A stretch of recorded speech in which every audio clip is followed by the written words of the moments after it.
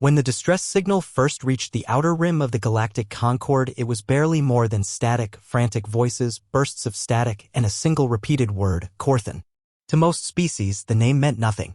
But to the ones who had lived long enough to remember the last time the Corthan scourge rose from its ashes, it sent a chill down their spines. The Dressari outpost that sent the signal was a mining colony of no strategic importance, just another speck in the void. But the Corthan had never cared about strategy, they cared about annihilation. The outpost's defense grid had fallen within hours. Evacuation transports had been vaporized in orbit. All the Dressari could do was call for help, any help.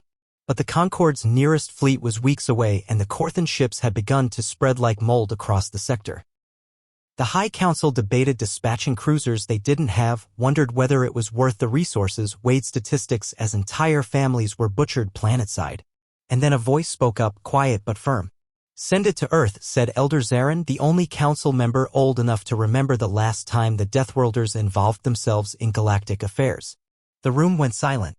The word Deathworlders was spoken only in hushed tones. Some called them saviors, others monsters. Earth was an unpredictable force, its people born from a world that bred predators, poisons, and storms that could tear steel apart. No one really expected an answer.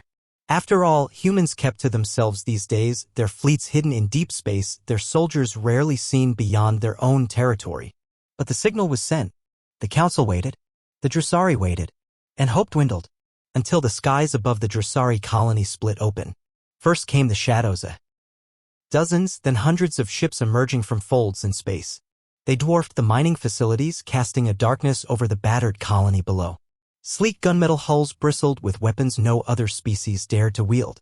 Energy signatures spiked so high that the Corthan's sensors overloaded in panic. The lead human vessel, the UNS Vengeance, broadcasted a simple message on all frequencies: stand by. We are here.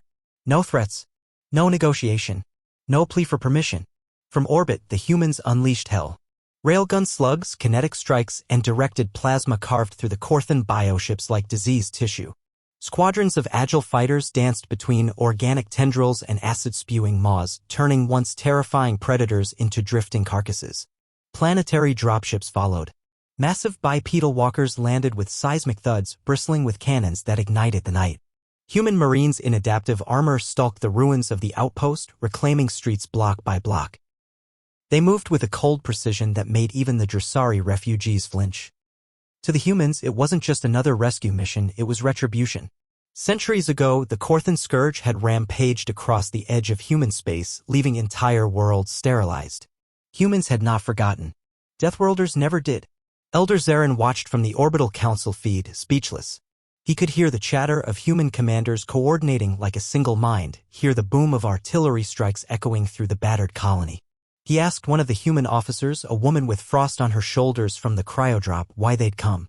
She looked at him through her visor, eyes like flint. "Your people asked for help," she said simply. "That's all the reason we need." Within 2 days, the Corthan scourge was gone, its brood ships torn apart and hurled into the sun, its ground forces hunted to extinction.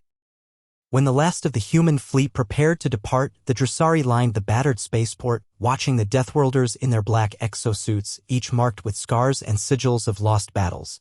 Children reached out to touch armored gauntlets. Old miners offered chunks of precious ore as tribute. No human accepted payment. No human stayed behind to be celebrated. They only left the same way they arrived, without fanfare, without debt. As the UNS Vengeance entered the slipstream, Elder Zarin whispered to no one in particular, "Never forget who the Deathworlders are."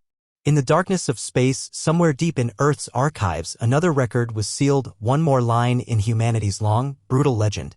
And across the stars, a single truth spread like wildfire: when you send a distress signal, be ready for who might answer. Because sometimes monsters come to save you. And sometimes the monsters are human.